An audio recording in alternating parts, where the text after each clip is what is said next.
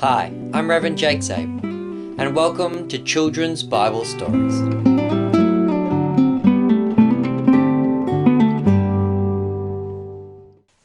Okay, children, our Bible story for today is going to be the story of Pentecost. And joining with me today is my little helper, acolyte Heinrich. You want to wave hi, Heinrich?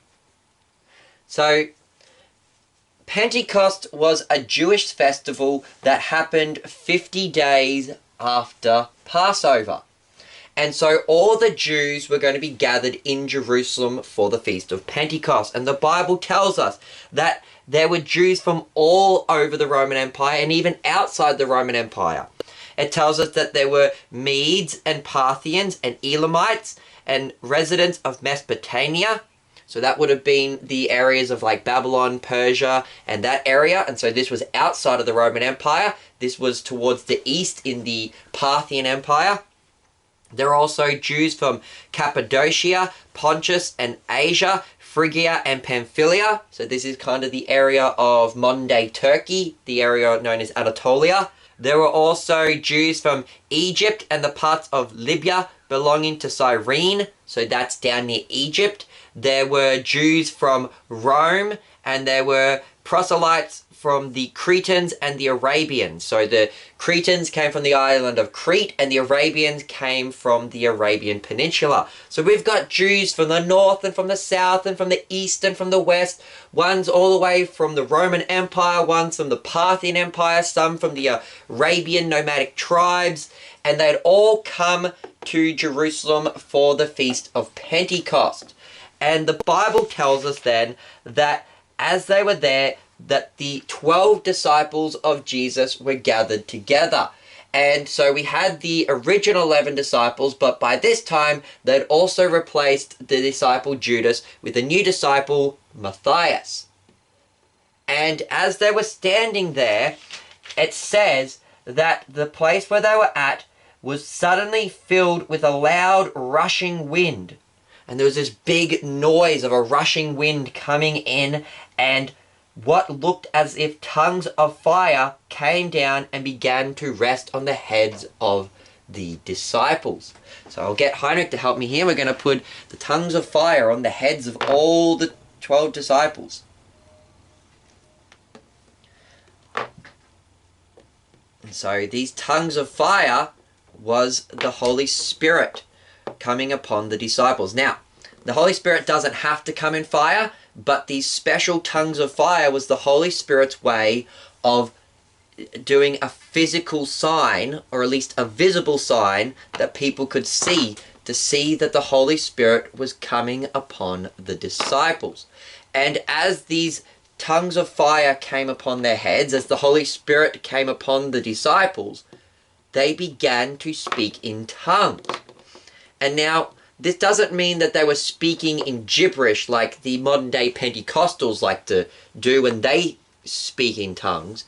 This meant that the disciples could speak different languages.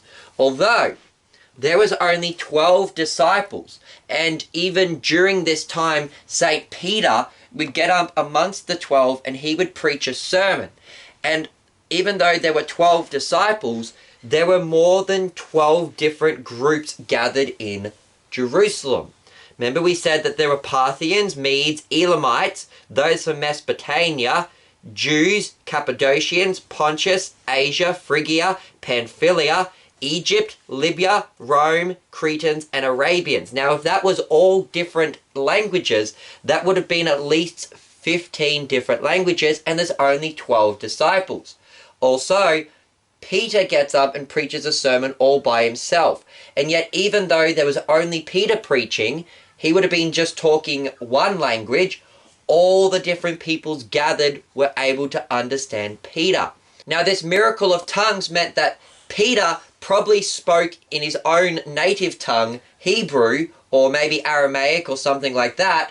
But all the peoples gathered were able to understand what Peter was saying, even though they spoke different languages. They said, how is it that we can understand what this man is saying? Isn't he a Galilean? And yet every one of us can understand what he's saying. However, there were some people standing nearby, probably the Pharisees and or the Sadducees who they didn't understand what Peter was saying. There's a possibility that because they lacked faith, that God didn't allow them to understand what Peter was saying. Because when they heard the disciples speaking in tongues, they mocked and said, "Ha, they're all drunk. They're just speaking gibberish." So Peter had to get up and say, "Men of Judea and all who dwell in Jerusalem, these men are not drunk as you supposed, for it is only the 3rd hour of the day." So that's about 9 a.m. in the morning. Peter's like, these men can't be drunk. Who gets drunk at 9 a.m. in the morning? And he says, this is not that they are drunk. They are not filled with alcohol.